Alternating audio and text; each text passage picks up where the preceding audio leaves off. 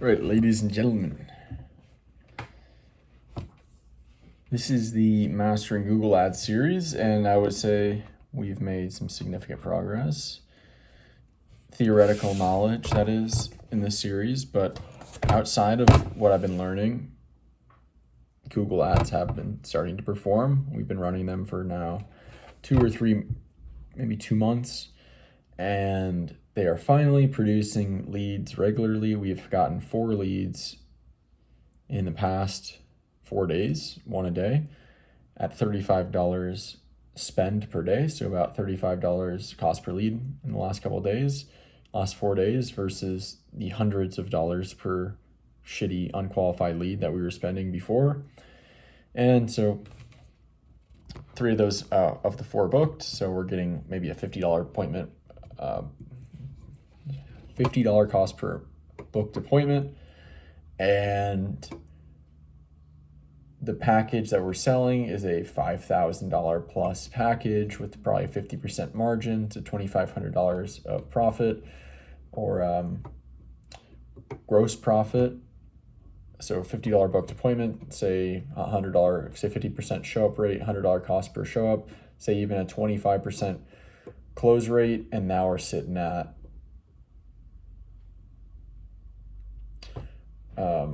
is that a $200 cost per close?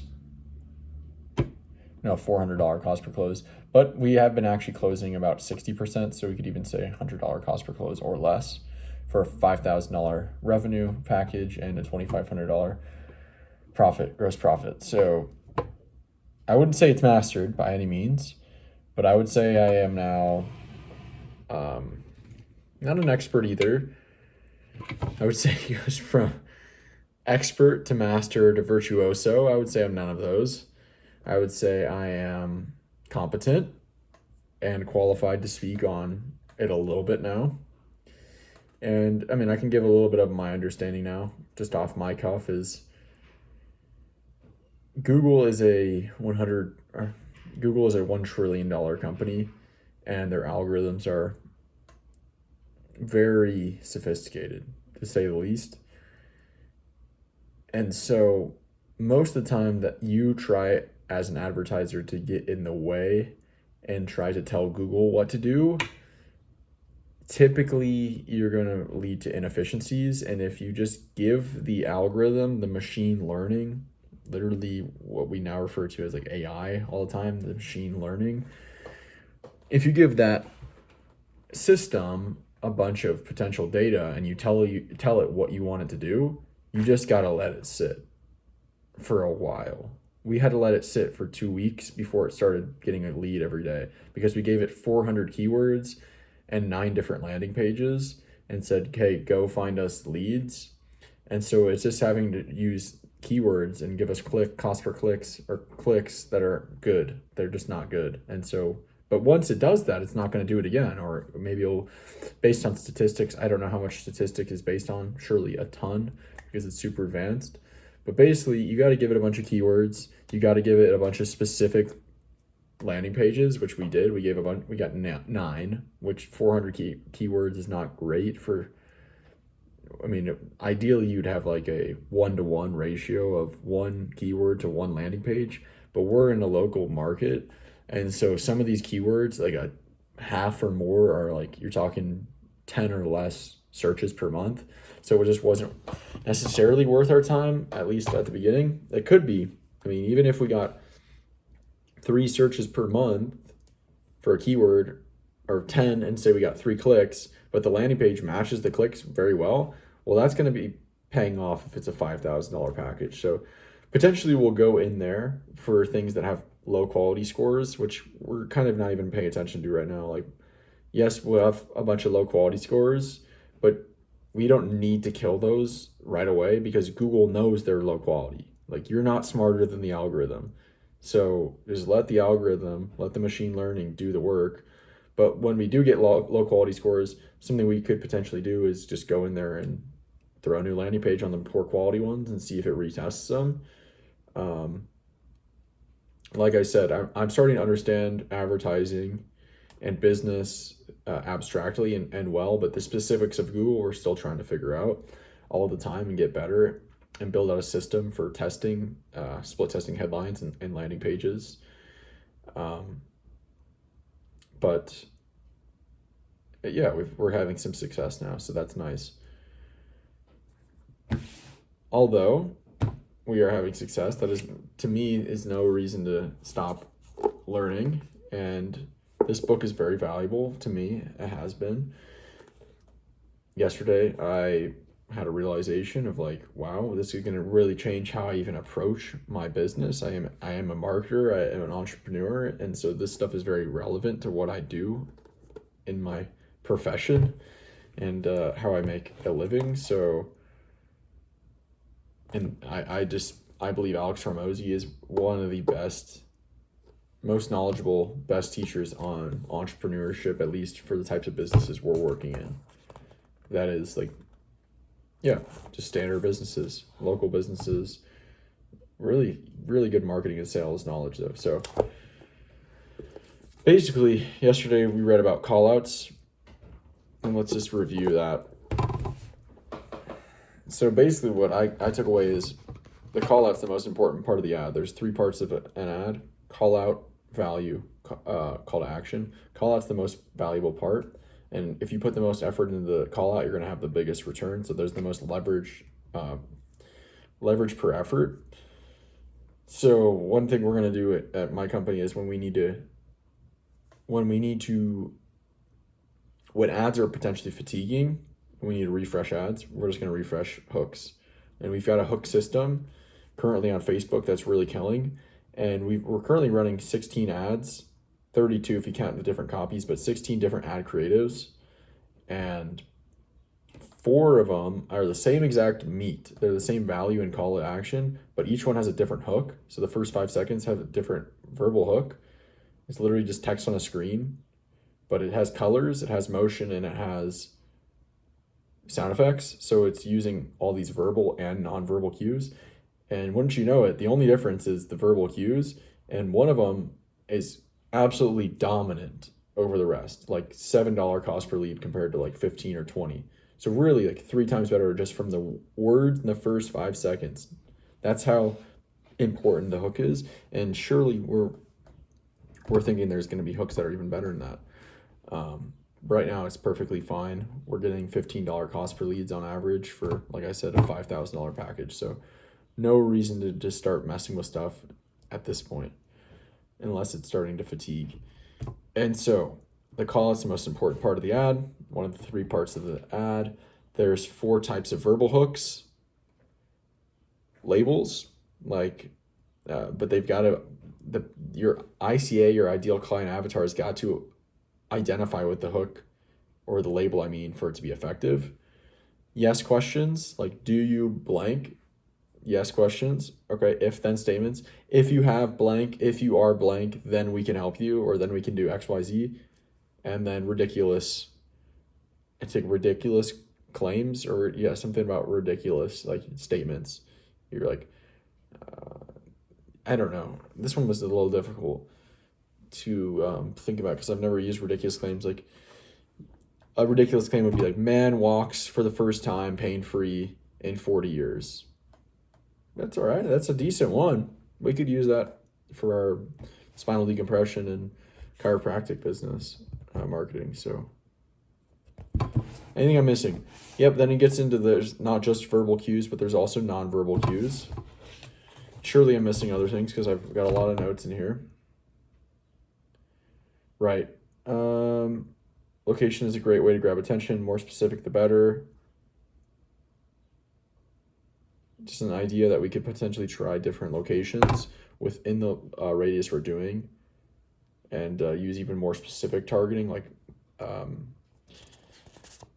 specific names of towns that are more specific within the annexed city.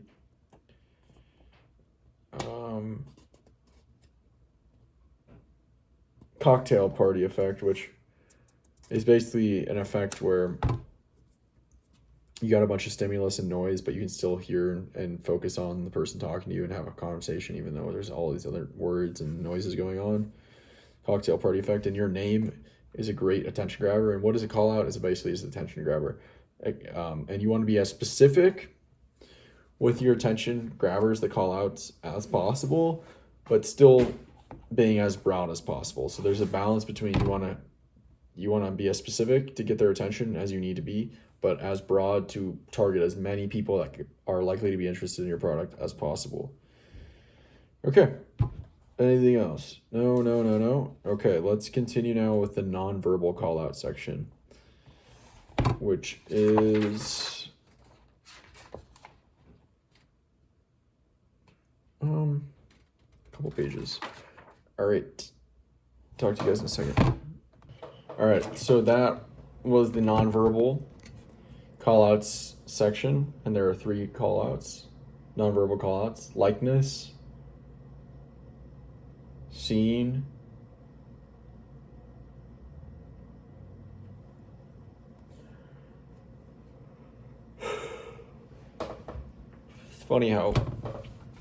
it's funny how that works. I just read it and now I can't remember it. Anyway, let's start with just likeness, see if it comes back. Likeness is basically like people that look like you are more likely to grab your attention. And so for advertising, you want to have like people potentially in the call out that are talking that look like, talk like, act like your ideal client avatar.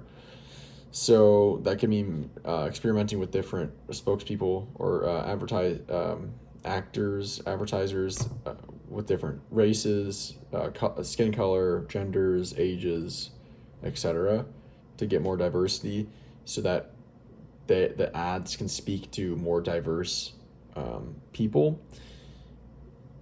If you have an ICA or a product that's for general people, if it's just for old people, then you want to just have old people and different potentially races of old people, and genders of old people, right? And that will get call out a lot of those types of all the different type of old people essentially. And another nonverbal cue is basically he was talking about mascots. He was talking about the less you are in the ads, then the more sellable the business. You can pay people to do the ads for you. Attractive people convert better than non-attractive people. Oh, contrast. Did I say contrast? Contrast, likeness, and then scene. Okay, so contrast is basically like things that pop out to you are better attention grabbers. Shiny is typically grabs more attention than dull. Attractive people typically grab more attention than plain normal people. And motion typically grabs more attention than stillness. Okay. We can also do sounds. Sounds typically grab more attention than silence. Because that wouldn't really, okay, yes, that's valid. Likeness, we already kind of went over that. They kind of went into mascots as well. They're like an enduring spokesperson for the business that doesn't age. That's all right. I don't know.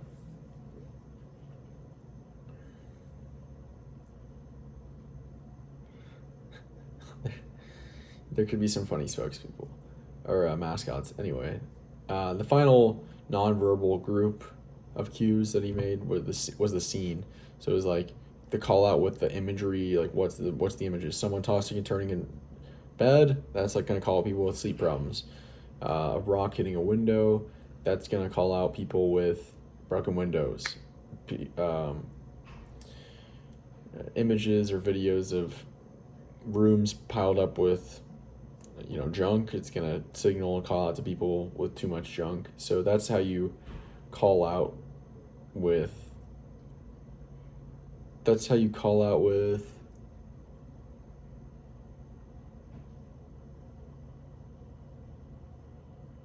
scenes.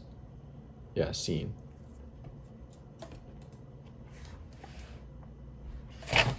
Okay. Yep, we got it all. Seeing, he kind of said, kind of showing if-then statements, showing yes statements, or yes questions, like the verbal cues. Okay, now we've got a pro tip and action step, and then we'll be done with the call-out section. We'll be into the getting them interested, which is the value section.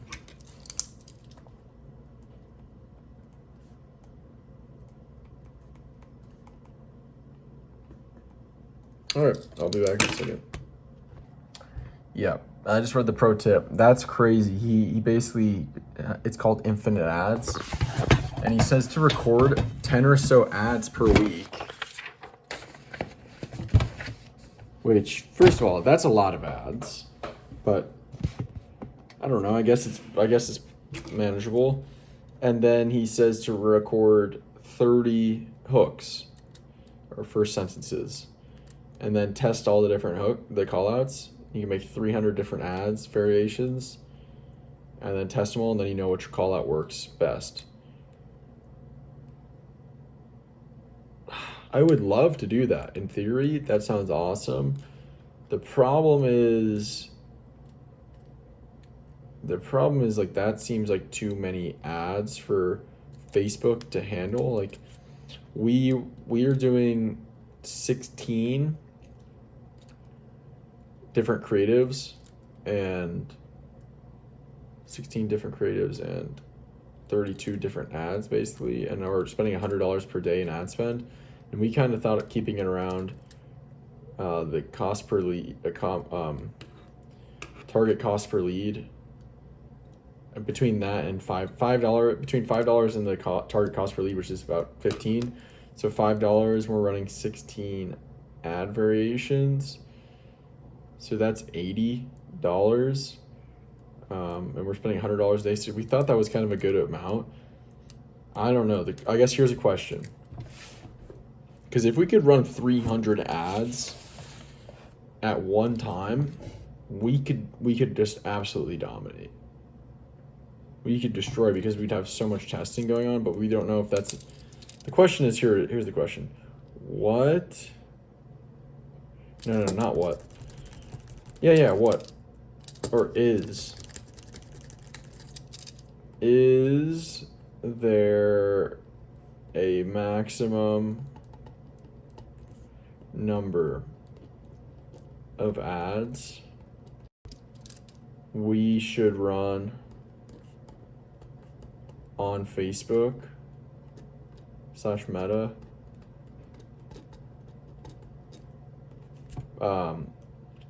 based on ad spend?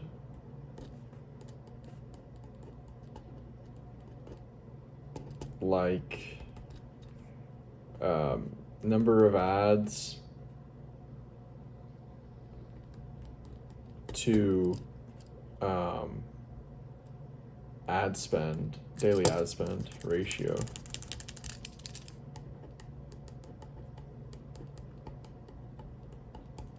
If so, what is it? That'd be great to know. All right, that's it for today. That was the timer about a minute ago.